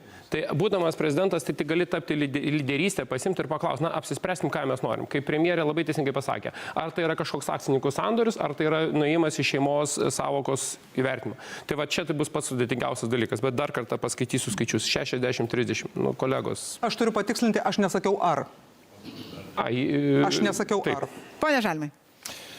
Taip, būdamas prezidentu, aš vienareikšmiškai paskatinčiau priimti civilinės sąjungos ar civilinės partnerystės įstatymą, kadangi vakarietiška valstybė remiasi vis dėlto pagarba kiekvieno žmogaus orumui. Ir čia dabar, ką aš girdžiu, tai yra noras vėl rūšiuoti žmonės į antrarūšius, kurie neturi teisės gyventi pilnaverčio šeiminio gyvenimo, nors čia žmogiškai grinai suprantama, kad du vienas kitą mylintys žmonės savaime yra šeima. Dėl teisinių aspektų, tai ponas Vėgėlė čia eilinį kartą mūsų visus dezinformavo, nes tiek 2011, tiek 2019 metais Konstitucinis teismas labai aiškiai išaiškino Konstituciją ir 2019 metais konkrečiai tos pačios lyties asmenų poros yra ne kas kitas, o šeima. Ir jie turi būti saugomi kaip šeima ir šeimos kūrimo vieninteliu pagrindu nėra santuoka, tėvystė ar motinystė. Tai čia yra tiesiog jau iš 2011 metų. Bet kitas dalykas yra dar ir tarptautiniai įsipareigojimai. Tai palaukit, mes aišku galim palaukti Europos žmogaus teisų teismo sprendimo byloje prieš Lietuvą, jau prieš kokias 5 valstybės yra priėmę. Tai iš tiesų, kur tiesiog pasakys, kad reikia pripažinti būtent teisinę formą šeiminius santykius, nes ūkiniai santykiai ir visa kita yra ne kas kita, kaip būtent vėl traktavimas nežmonėmis. Jie yra nežmonės, jie neturi tų pačių teisių į šeimos gyvenimą. Tai aš tikrai prieš tokias pažiūras į prezidento lyderystę čia turi būti iš tiesų esminė. Aišku, jeigu Seimas nepriims, tai aš labai sveikinu vyriausybės žingsnį, būsimą turbūt ar ne, bus kreipiamas į Konstitucinį teismą ir tikrai yra visi argumentai įrodyt, kad šiandien civiliniam kodekse užšaldytas toksai dar negaliojantis institutas, kuris taip ir vadinasi partnerystė, turėtų būti taikomas ir tos pačios lyties asmenim. Tai mes galim ir tokiu būdu. Kartais Lietuvoje problemas tikrai išsprendžia teismai, pavyzdžiui, dėl mirties bausmės, kada politikai tam tiesiog nesiryžta. Ponas Vaitkus labai seniai noriu replikuoti, prašom. Aš išgirdau, kad profesorius Žalimas kalba, kad ES privers Lietuvos žmogaus teisų teismas. Čia gerai, teismas, dalykai, bet, kuris yra sąjungos. Taip, sąjungos teismas. Kuris yra privers Lietuvą priimti šitą teisės aktą. Nes mes turim klausyti užsienio nurodymų. Aš šitą suvokiu. Tai aš atsakysiu kitaip, kad tos pačios lyties šeimos turi teisę jaustis oriai, kai paskelbiama komendanto valanda Lietuvos prezidento rinkimų metu. Ir todėl aš, būdamas Lietuvos prezidentu, atšaukčiau šitos karinius manevrus. Ir dar priminsiu, kad už cenzūrą... Pone Vaitkau, jūs vėl prie karo. Kaip jūs norit kariauti? O mes šiandien apie žmogaus teisės. Pone Nausėda. Daug gražių kalbų apie lyderystę, tai aš ir klausiu. Dokumentas, projektas Seime. Valdančioji dauguma Seime. Kur rezultatas? Jūs remianti partiją irgi Seime. Remianti partiją Seime. Tai kur rezultatas? Kur jūsų lyderystė? Sakot, įtikinėsit, gerbiamą Ingridą. Nu, tai kodėl neįtikinėjate? Žinot, aš įtikinėju ir aš esu tas politikas, kuriam tikrai pakanka drąsos pasakyti, kad šitie sprendimai turi būti priimti, nesvarbu, ką rodo apklausos. Ir aš nebandau sėdėti ant dviejų kėdžių, kai truputį ir gerbiu žmonės, kurie nori šitus klausimus spręsti, bet ir truputį bijau, kadangi apklausos rodo, kad 60% nepalaiko. Šitų referencijų, nes mano pozicija šito klausimu nesikeitė ir man nereikėjo kaitaliuoti. Jūs žadėjote ženklelį įsisakti nuose rinkimuose, aš noriu priminti, nebuvo nei karto. Dėl lyderystės, kad gali ir prezidentas tą padaryti. Taip gali, bet pono Saudargo projekto likimas neįkvėpė, tiesą sakant, nes vienu metu buvo parengti 2 projektai civilinės sąjungos. Ponas Saudargas po vieno mano susitikimo su Seimo valdyba išdrąsiai ir pasakė, dabar jisai teiks po prezidento interviu savo projektą. Kas su jo projektu atsitiko, buvo nukištas labai giliai į stalčių. Ir viskas to baigėsi, bet civilinės sąjungos projektas vis tiek nebuvo priimtas. Galima analizuoti, koks jis geras ar blogas, bet ten yra straipsnių, kurie, mano nuomonė, pernelyg konfliktuoja su Lietuvos Respublikos 38 straipsniu. Ir čia aš sutinku su ponu Mazuroniu. Baikim mulkinti žmonės ir baigime apeidinėti konstituciją, nes tai yra nesąžininga. Norite keisti konstituciją? Prašau, bandykit pakeisti, bet tai atspindi šiuo metu Lietuvos visuomenės poziciją. Ir Ačiū, jeigu jums žmonių nuomonė nesvarbu, tai taip tiesiai į ekraną ir pasakykit. Ačiū, ponia Nausėda. Ponas Mazuronis labai norėjo kalbėti. Pritariu prezidentui, jo, bet žiūrėkit, dar viena rizika. Ta diskusija, kurį modelį pasirinka, ar šeimos, ar ūkinių santykių, ar uždaros akcinės bendrovės, kaip premjerė paminėjo panašiai. Didžioji dalis valstybių, kuri pasirinko tą šeimos sampratą ar šeimos modelį, šiandien mes šnekam apie žmogaus teisės jaustis lygiai taip pat. Sekantis klausimas bus įsivaikinimas, vaikų auginimas.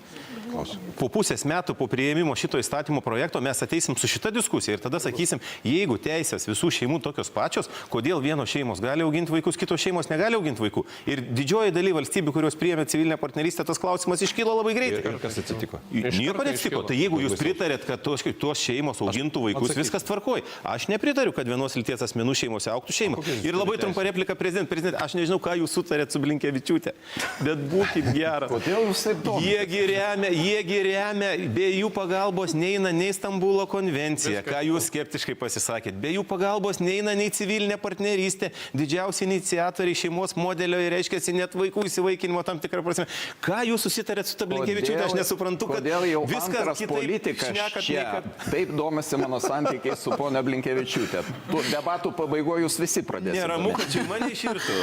Prašau, duokim ponui Žalimui dabar pasisakyti. Ne, tai žiūrėkit, prezidentė, mulkina čia visus būtent jūs, o ne kas nors kitas, tiesą sakant, ir tą fariziejiškumą galima matyti, kadangi prieš tai buvusiuose debatuose jūs šventai gerbėt konstitucinį teismą dėl pensijų ir laikėt, dabar jūs to konstitucinio teismo raginą tiesiog nepaisyti. Bet aš jums užduosiu paprastą vieną klausimą, galbūt abiem.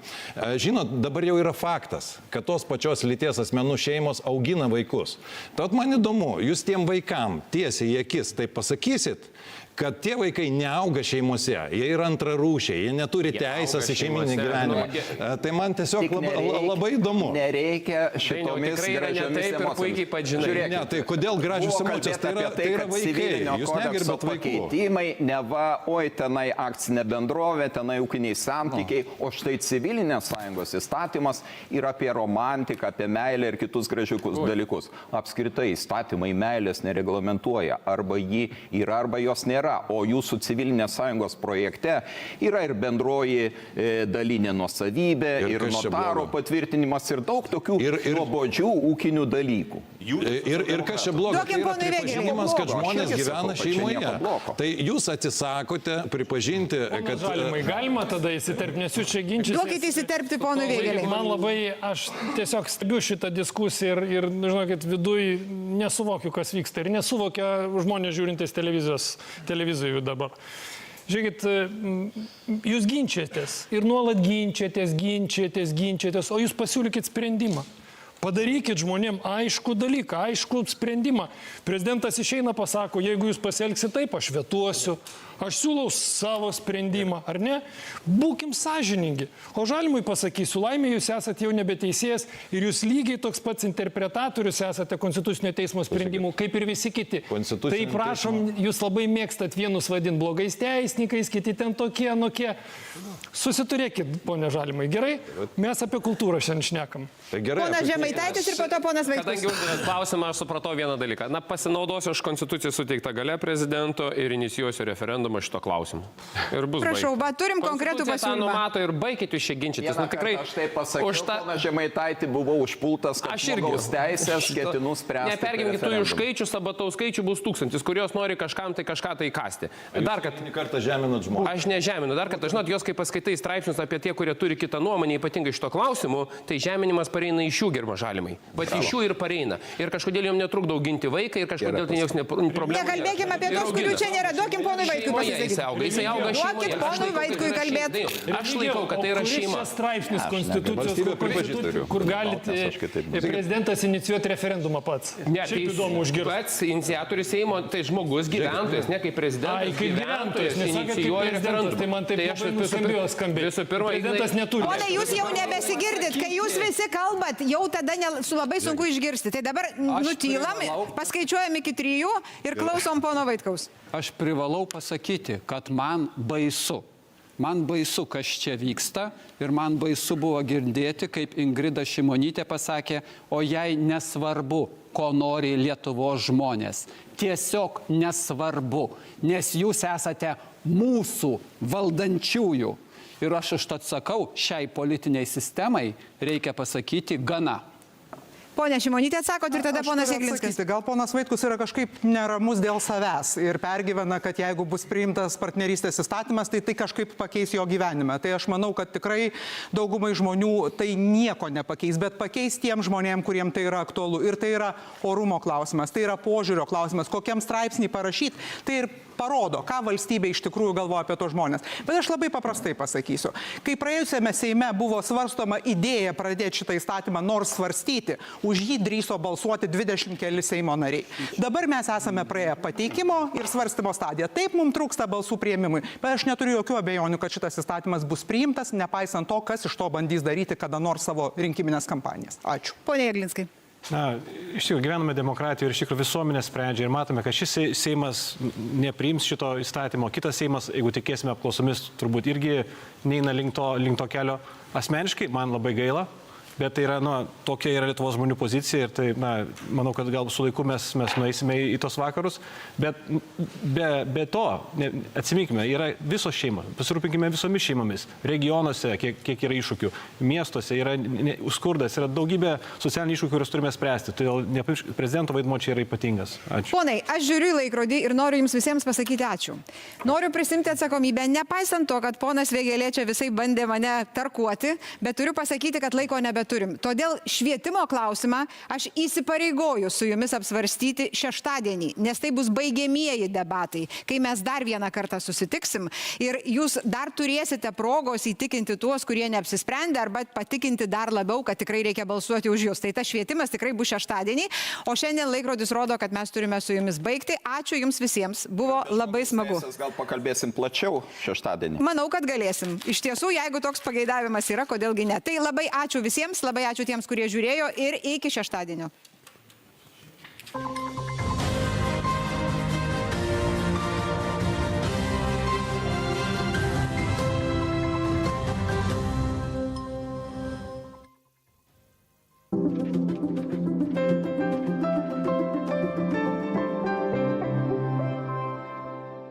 Burbiškio dvare Radviliškio rajone jau žydi milijonai tulpių. Gegužės